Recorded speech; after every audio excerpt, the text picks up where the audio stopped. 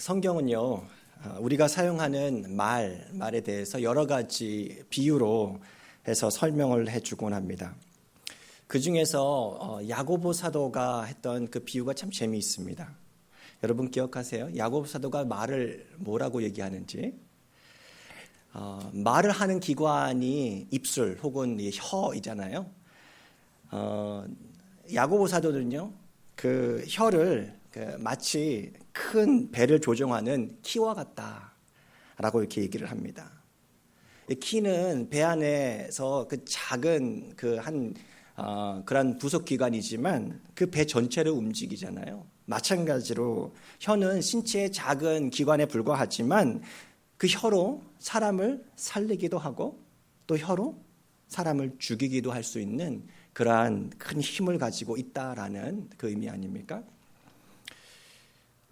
또 야고보는 이렇게 얘기도 합니다. 혀는 불과 같다. 그렇죠? 말로 한 사람의 인생의 수레바퀴를 확 불사를 수 있는 그 강력한 힘이 혀에 있다라는 얘기를 하는 거죠. 어렸을 때 제가 그린 거는 아니고요. 제 초등학교 때 자주 하는 것 중에 하나가 포스터 만들기예요. 포스터 그리기예요. 저는 그림을 잘 못 그리는데 늘 뭔가 이렇게 몇 월을 되면은 이렇게 소방의 날 해가지고 이렇게 포스터를 만들었어요. 그 중에 하나가 이런 비슷한 거예요. 자나깨나 불조심. 그러면서 생각이 들었습니다. 우리 그리스도인들은 자나깨나 뭐 조심해야 될까요? 예, 우리 똑똑하세요, 우리. 네. 자나깨나 혀 조심. 자나깨나 말 조심. 우리 한번 해볼까요? 자나깨나 혀 조심. 자나깨나 말 조심. 예, 우리 그리스도인들이 해야 된다라는 거예요. 몇 년 전에 나온 미국 드라마인데요. 이번에 시즌 3가 나왔다라고 하면서 막 언론에 보도되는 것을 제가 읽어본 적이 있습니다. 그 제목이 13th Reason Why라고 하는 드라마입니다. 이 영화가 문제가 있다고 그 신문지상에서 이야기하는 것을 제가 읽었는데요. 겉으로 평범해 보이는 한 고등학교 여학생이 자살을 해요. 굉장히 심각한 이슈를 다루고 있는 그 드라마인데요. 여러분 이 제목이 이해가 되시겠어요? 무슨 이유 13가지랄까요? 내가 자살한 이유 13가지라는 얘기예요. 문제는 뭐냐면은 이 영화가 진지하고 여러 가지 사회적인 이슈를 다뤘다 이렇게 얘기는 하지만 현실적으로 이 미국 사회 안에서 청소년들의 그 자살률이 이 영화가 나온 다음에 28.9%가 증가했다라는 조사가 있어요. 미 국립보건원이 연구해서 발표한 결과입니다. 한참 그 사춘기를 지나는 여고생이 겪는 그 다양한 이슈들이 많이 있지 않습니까? 데이트, 남자에 대한 그런 관심, 그리고 이제 공부에 대한 그 스트레스, 그리고 또 중요한 것은 여학생들끼리 그 공동체 안에서의 그 관계, 그 친구 관계가 굉장히 예민한 때가 여고생 때 아닙니까? 결국에는 이 영화에서 얘기하고 있는 건 뭐냐면 이 여학생을 아주 평범한 집안에 부모가 아주 멀쩡한데 그곳에서 살고 있는 자랐던 그 여고생을 극단적인 선택으로 몰아가게끔 했던 것이 무엇인가? 라는 그 질문에 대해서 자꾸 얘기하거든요. 봤더니 뭐냐면 악성 루머였다라는 거예요. 그래서 이 드라마가 한국말로도 이렇게 자막이 한국말로도 이렇게 나왔나 봐요. 그래서 제목을 한국말로 이렇게 붙였습니다. 루머. 이게 한국말 제목이에요, 이 드라마에. 루머. 이해가 되시겠죠? 꼬리에 꼬리를 물면서 이어지는 그 루머. 처음에는 작은 불이었어요. 아무렇지도 않게 시작이 되었던 그 루머인데 시간이 지나니까 루머에서 또 루머가 만들어지는 거예요. 그러면서 점점 이렇게 확대되는 거죠. 그래서 불과 같은 그 혀의 힘이 점점 확대되면서 한 사람의 수레바퀴를 완전히 불살라 버렸다라는 거죠. SNS에 한번 이렇게 루머가 돌면은요, 막는 것은요, 불가능에 가깝습니다. 마치 그 치약을 이렇게 쭉 짜면 어떻습니까? 그 짠 치약을 치약 튜브에 넣을 수 있어요? 예, 거의 불가능에 가깝습니다. 그래서 우리는 뭐 해야 됩니까?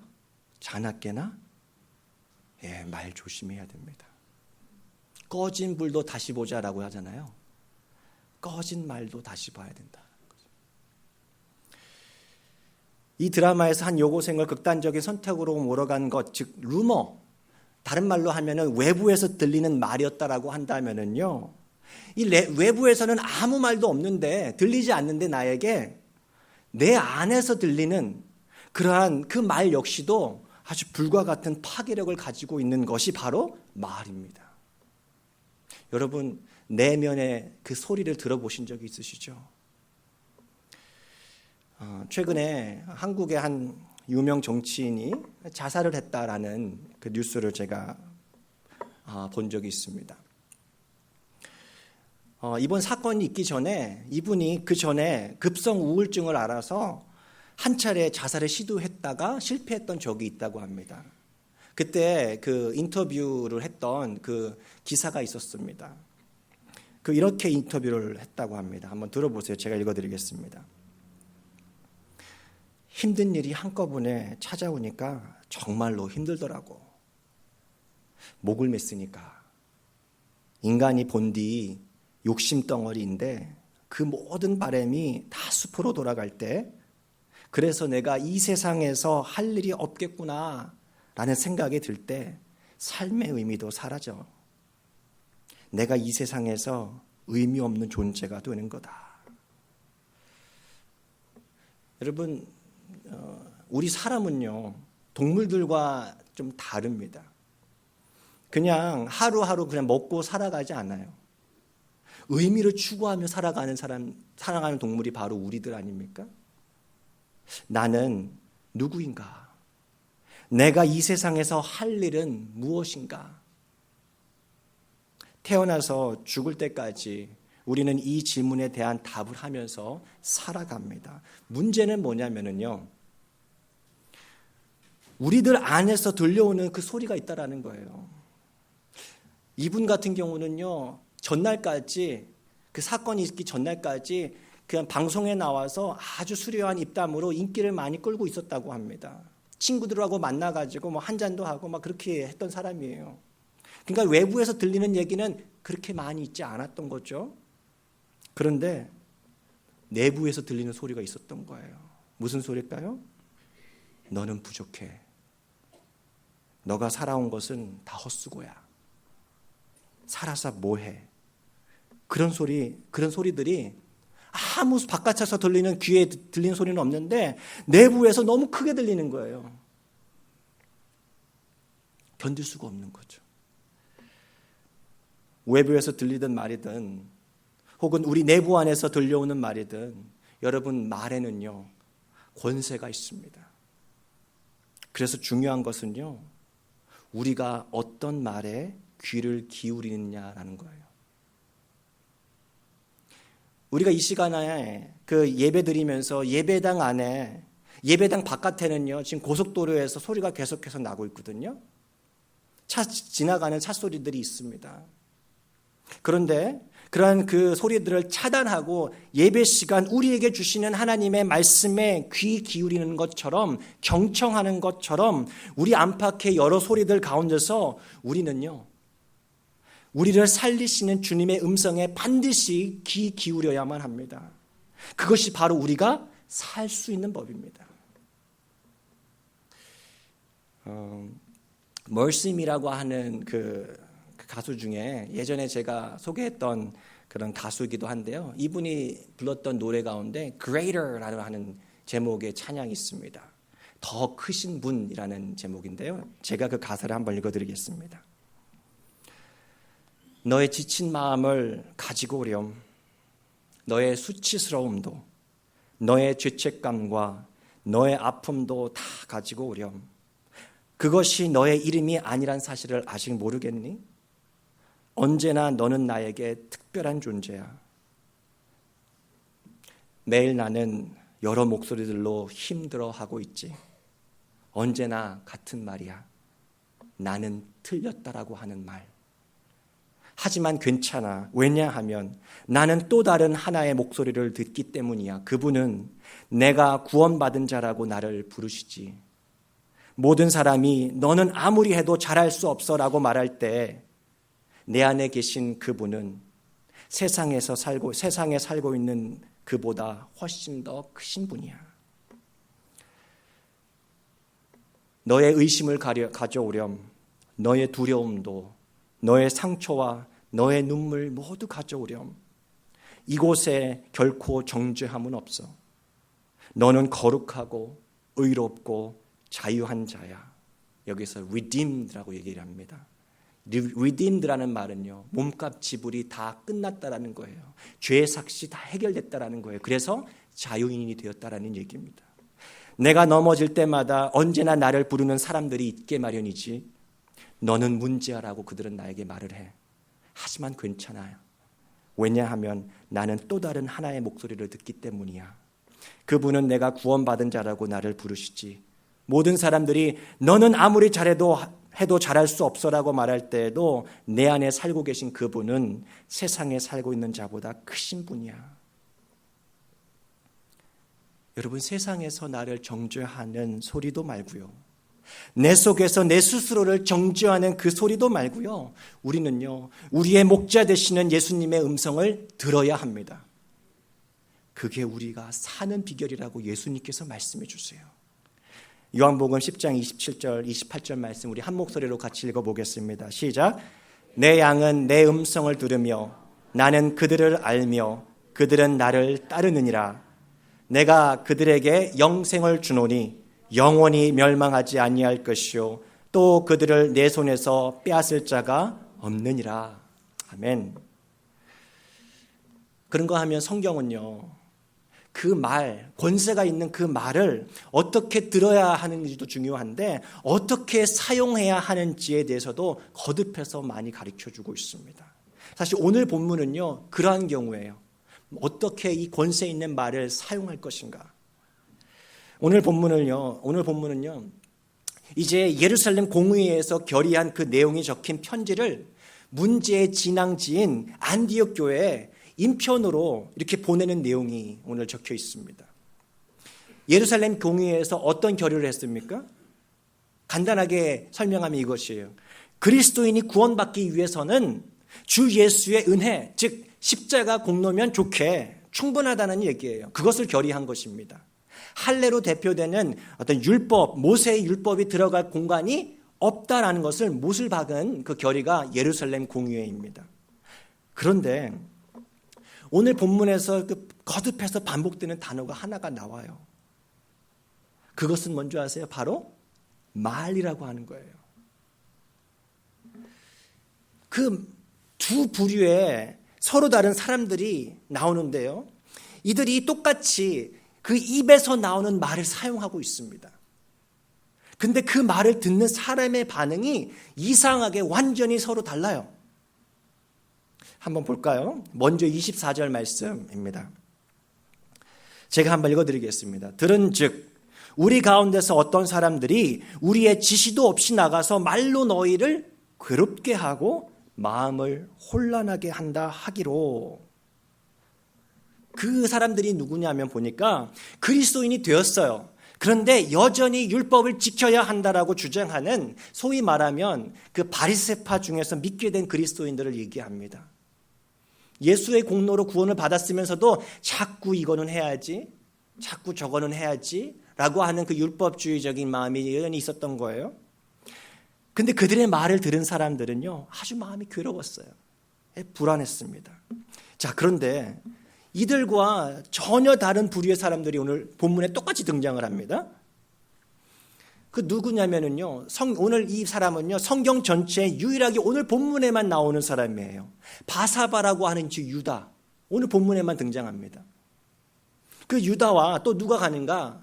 바울의 앞으로의 선교 동역자가 될 그 실라. 이 두 사람을 예루살렘 공회가 만장일치로 해가지고 안디옥 교회에 파송합니다.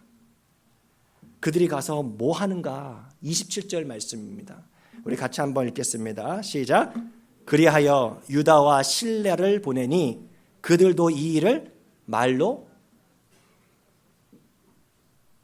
다른 번역이 다른 번역인가 봐요. 그들도 이 일을 말로 전하리라. 말로 전하리라. 재미있는 건 뭐냐면요, 이 부분을 영어 성경으로 보면은요 전부 다 하나같이 이렇게 번역을 해요. 그 말이 뭐냐면 입의 말이라는 거예요. Word of the mouth. 입의 말이라는 거예요. 안디옥 교회 성도들을 괴롭게도 하고 불안하게 만들었던 말과 서로 대비되는 말이 이 유다와 실라가 했던 말이었던 거예요. 이 유다가 실라가 전했던 그 말을 들은 안디옥 교회 교인들의 반응이 어떤지 한번 다시 보실까요? 30절 31절 말씀 같이 한번 읽겠습니다. 그들은 전송을 받고 안디옥으로 내려가 신자들을 모으고 그 편지를 전해 주었다. 31절입니다. 31절. 그러자 사람들은 그 편지에 실린 격려의 말을 읽고 기뻐하였다. 아마도 새 번역 같아요. 괜찮습니다. 무슨 얘기냐면요, 똑같은 말이에요. 똑같은 말인데 어떤 말은 듣는 사람을 괴롭게 하는 거예요. 혼란스럽게 하는 거예요. 그 반면에 똑같은 말인데 어떤 사람은 그 말로 위로를 받고 기뻐하는 거예요. 무슨 차일까요?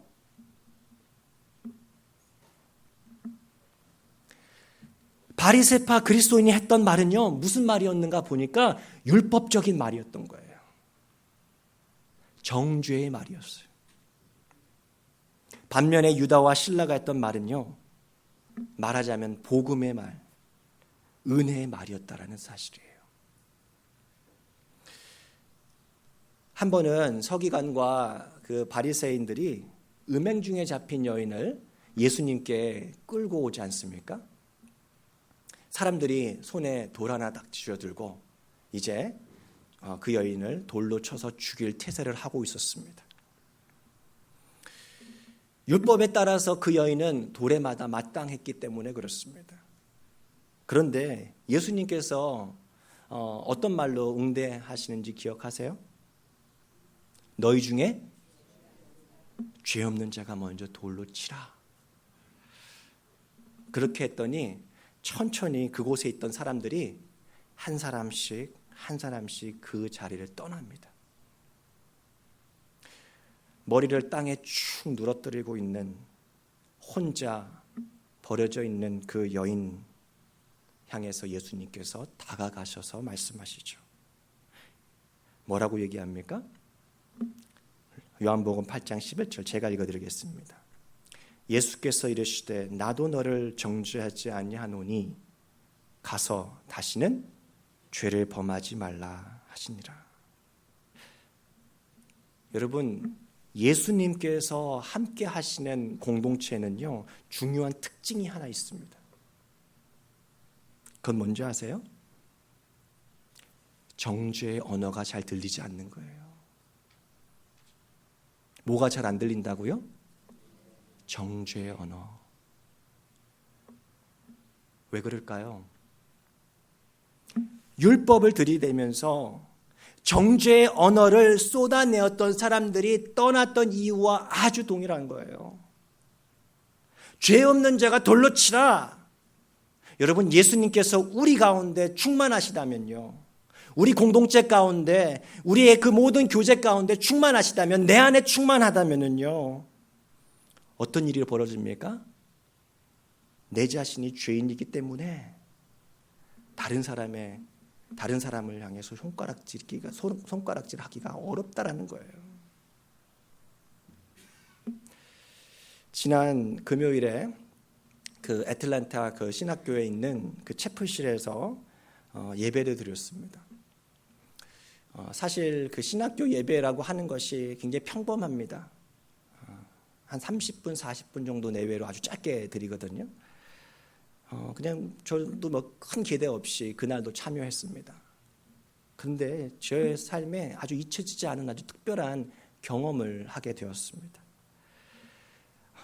그때 금요일 예배는요, 그 지역에 홈리스 사역을 하고 있는 그 교회에 성도들이 함께 와서 예배를 인도했습니다. 앞에서 이렇게 콜트 월십을 하는 사람도 홈리스 분이었고, 또 기도를 인도하시는 분도 홈리스 분이었고, 심지어는 성찬식 그 빵을 이렇게 어셔하는 분도 들고 계신 분도 홈리스 분이었습니다. 한번 생각해 보세요. 아주 오래된 신학교 건물 그 속 안에 있는 그 셰프실은요, 아주 깨끗합니다. 딱 들어가 있으면 고풍적인 느낌이 딱 나요. 아담한데요. 어떤 느낌이냐면은 딱 들어가 있으면 기도가 막 절로 나올 것 같은 그런 곳입니다. 정말 그래요. 그런데 그 셰프실 안에 아주 불쾌한 냄새가 제 코를 찌르기 시작했어요. 여러분 어떤 냄새인 줄 아시죠? 딱 누가 봐도 그 학생들과 비교되는 평범한 옷차림이 아닌 아주 허름해 보이는 옷차림, 심지어 그 얼굴 표정도 어떤 병이 있는지 막 좀 삐뚤어져 있는 그 입술로 더듬거리면서 꾸깃꾸깃한 종이 찢어진 곳에서 적어놓은 그 글을 떠듬떠듬 읽으면서 그 콜트 월십을 하고 있는 그분들. 그 교회를 담당하시는 분은요, 그 콜롬비아 신학교 얼럼나이였었는데요, 졸업생이셨는데 여자 목사님이셨어요. 그 목사님의 그 인도하에서 성찬식을 하게 되었습니다. 근데 저에게 이렇게 아주 충격적으로 이렇게 다가온 건 뭐냐면요, 이렇게 인도하시더라고요. Make yourself at home. 그러니까 This is home이라는 거예요. 집에 있는 것처럼 편안하게 마음을 가지라. 우리는 한 가족이다라는 얘기예요. 예수 이름 안에서 한 가족이 되었다라는 거예요. 예수님께서 친히 신이 주신 몸과 피를 우리가 받아 누림으로 우리는 생명을 얻었다. 그렇게 한 가족이 되었다라는 얘기를 했던 거예요. 그러면서 제 안에 제 속에 이런 소리들이 자꾸 일어난 거죠. 내가 저들과 한 가족이라고?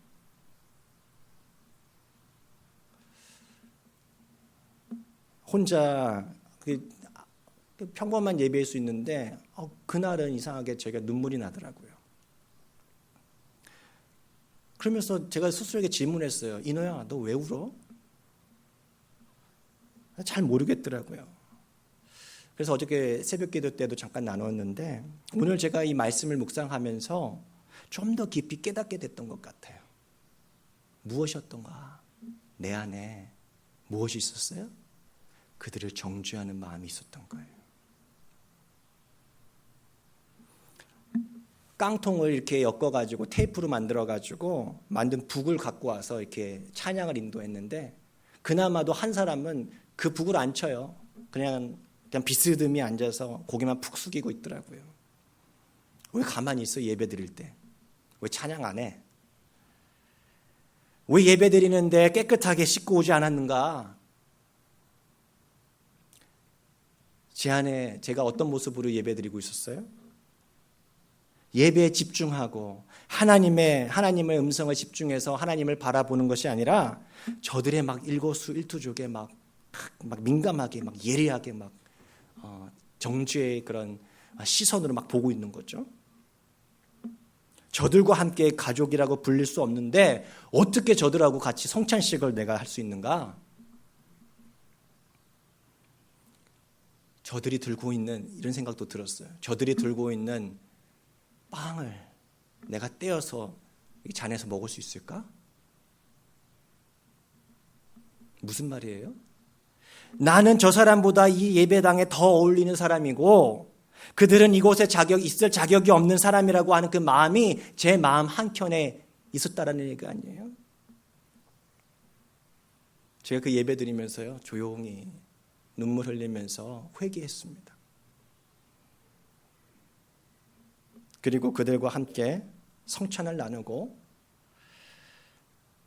정말 마음을 다해서 그들을 사랑하는 그 여자 목사님의 말씀도 들으면서 참 많은 은혜를 받았습니다. 그리고 예배를 마쳤을 때 저에게 이런 마음이 들었어요. 그들에게 다가가야겠다. 그들에게 다가가서 진심으로 악수하고 인사할 수 있었어요. 감사합니다. 잘하셨습니다. 여러분들은 어떠세요? 혹시 지금도 우리 겉으로는 표현하고 있지는 않지만, 그렇게 말은 하고 있지는 않지만, 내가 저 사람과 한 가족이 될 수 있다고? 혹 우리 마음속에는 그렇게 아우성치고 있는 그 음성이 있지 않습니까? 나는 저 사람하고는 한 가족이 아니에요, 목사님. 저들은 율법에 따라서 마땅히 돌을 맞아야 되는 사람이죠. 어떻게 거룩한 나와 함께 있을 수 있습니까? 말도 안 됩니다. 그러면서 언제든지 손에 돌을 들고 다니면서 언제든지 기회만 되면 그를 향해서 던질 준비를 하고 있는 모습이 우리 안에 있지는 않습니까?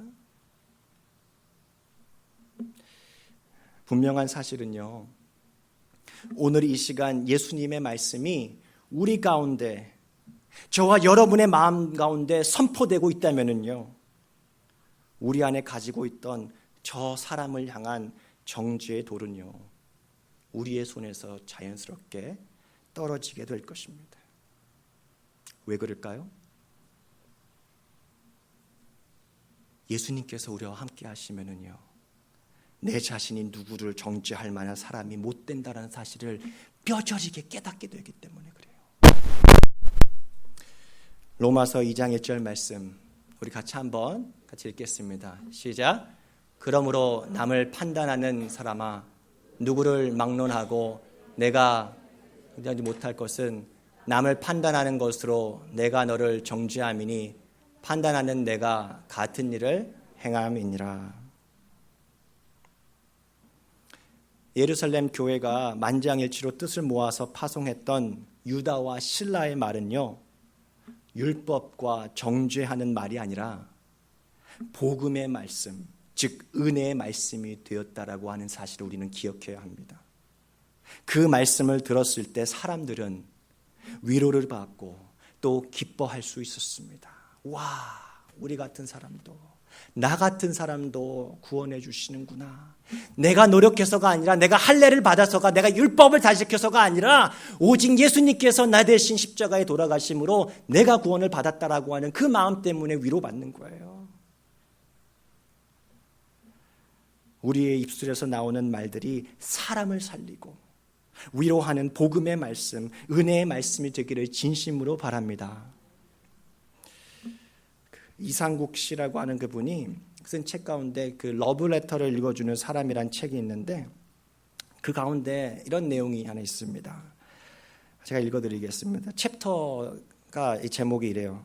당신 참 좋다. 제가 한번 읽어드리겠습니다. 당신 참 좋다. 정말 이 말 한마디가 내 마음에 큰 보물입니다. 당신에게서 받은 이 기꺼운 선물을 난 아직도 먼지 하나 묻히지 않고 보관하고 있답니다. 어느 날 당신은 나를 바라보며 갑자기 말했지요. 당신 참 좋다.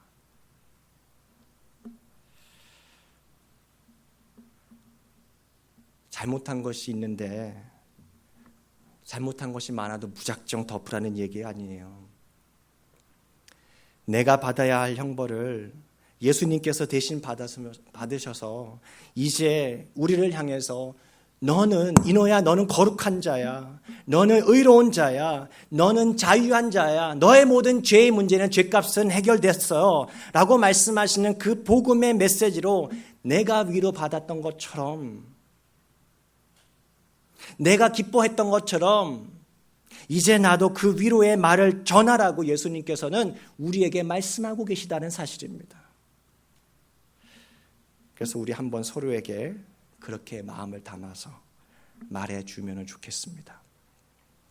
사실 제가 이 말씀을 준비하면서 어저께 밤에 그 한국에 있는 그 아내하고 페이스타임을 하게 됐어요.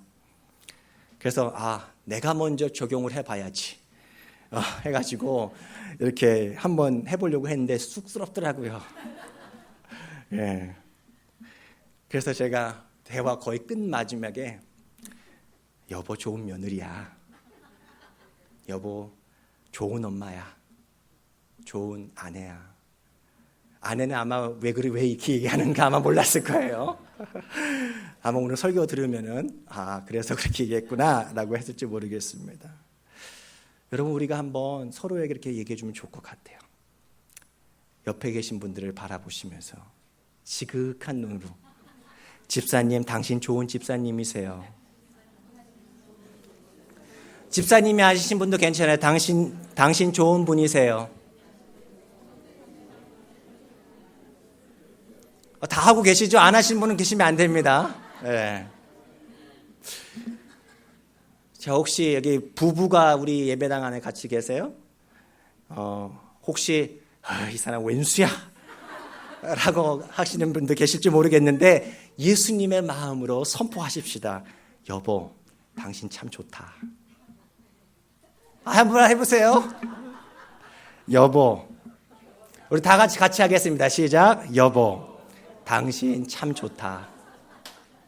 예. 누군가가 나에게 인정해주는 그 말, 나는 되게 부족하다고 생각하는데, 나는 아무리 해도 노력해도 안 될 것 같다고 생각하는데, 누군가가 인호야, 너 괜찮은 사람이야, good enough 라고 얘기해 줄 때요, 우리에게 힘이 나는 거예요. 예수님께서 우리에게 You're righteousness, You're righteous, You're holy, You're redeemed, 그렇게 거룩한 자다, 의로운 자다, 모든 죄의 문제가 해결된 자라고 얘기해 주셨을 때 우리는 살 이유가 생기는 거예요. 그 마음을 가지고 이번 한 주도 살아가시고 그렇게 선포하면서 내 가까운 이웃에게 선포하면서 살아갔으면 좋겠습니다. 우리 다 같이 일어나셔서 우리 찬양하면서 결단하는데, 오늘 말씀을 생각하면서 이 찬양 같이 불렀으면 좋겠습니다. 오늘 말씀에서 보면은요, 유다하고 그 신라는요, 예루살렘에서 보내는 편지를 들고 안디옥 교회로 갔다고 얘기합니다. 그래서 안디옥 교회 성도들은요, 이 두 사람이 가지고 온 편지를 읽고 그 편지 속에 담겨져 있는 위로의 말을 듣고 기뻐합니다. 여러분, 사도 바울은요, 고린도 교회를 향해서 이렇게 얘기한 적이 있어요. 너희는 그리스도의 편지라. 우리 안에는요, 살아계신 하나님의 영으로 쓰여진 예수 그리스도의 그 복음의 메시지가 우리 마음 가운데는 다 새겨져 있다는 거예요. 그래서 우리는요, 예수 그리스도의 편지인 거예요. 주님께서 우리를 보내시기 원합니다. 이 마음으로 우리 같이 한번 찬양하겠습니다. 너는 그리스도의 향기라.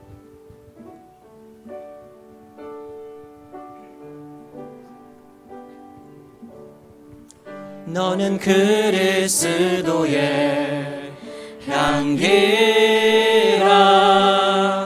너는 그리스도의 편지라.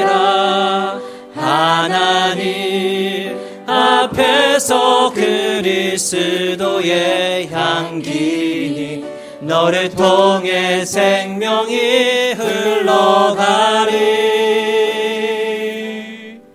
너를 통해 생명이 흘러가리. 다시 한번 하겠습니다. 너는 그리스도의 향기라. 너는 그리스도의 편지라. 하나님 앞에서 그리스도의 향기니 너를 통해 생명이 흘러가리. 너를 통해 생명이 흘러가리. 이 시간 이번에는요, 찬양하실 때 가슴에 한번 손을 얹어놓고 내 자신에게 말씀해 줬으면 좋겠습니다. 나는 그리스도의 향기야, 나는 그리스도의 편지야 라고 나에게 좀 이야기해 주세요. 우리 같이 한번 찬양하겠습니다. 나는 그리스도의 향기 나는 그리스도의 편지라. 하나님 앞에서 그리스도의 향기니 나를 통해 생명이 흘러가리. 나를 통해 생명이 흘러가리. 이번에는요, 좀 어색하더라도 앞뒤 좌우에 계신 분들께 우리 그 축복의 그 찬양으로 불러줬으면 좋겠습니다. 너는, 한 번만 더 부를게요. 너는 그리스도의 향기라. 우리 앞뒤 좌우 옆에 계신 분을 바라보시면서 너는 그리스도의 향기라. 너는 그리스도의 편지라. 하나님 앞에서 그리스도의 향기니 너를 통해 생명이 흘러가리. 너를 통해 생명이 흘러가리. 같이 한번 기도하기 원합니다. 여러분, 우리 참 우울한 소식들이 많이 가득한 세상 아닙니까? 사탄의 권세 아래서 아주 낙담시키고 정죄하고 파괴하는 말들이 난무하는 그 세상 속에 우리는 살고 있습니다. 하나님께서는 그 세상 속으로 생명의 메시지, 복음의 메시지가 아로새겨진 우리들을 다 보내고 계시는 줄로 믿습니다.